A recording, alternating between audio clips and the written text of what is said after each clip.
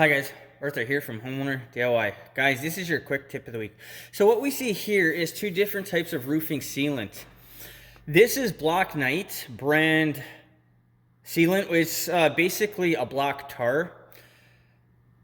This is GSL 4500. This is black specifically, but you can also get it in clear and I believe white as well.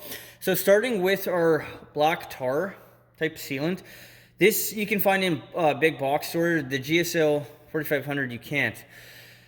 I would say they both work roughly the same, but I've noticed the black tar here, over time it starts to flake away.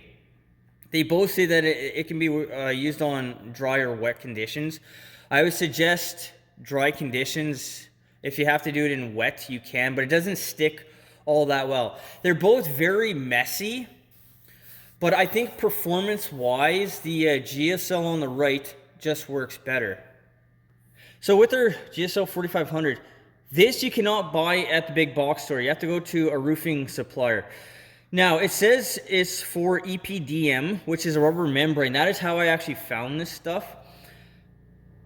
It works as a sealer and as also an adhesive. Now, the cost between these two are basically the same, but keep in mind, a roofing contractor, they have to warranty their work. So if they say that they use this stuff over the black tar, I would go with what they say, especially when the cost is basically the same. Then go with a better product. Guys, when it comes to roofing sealant, any sealant is better than no sealant. If you only have access to the black tar, use the black tar. But if you can, go to a roofing supplier. I mean, these guys are experts at what they supply because it's only one type of material. If the professionals go and use one product over another, if it doesn't break the bank, I would suggest you go and use that same product as well. I've noticed for myself that this here just seems to perform better.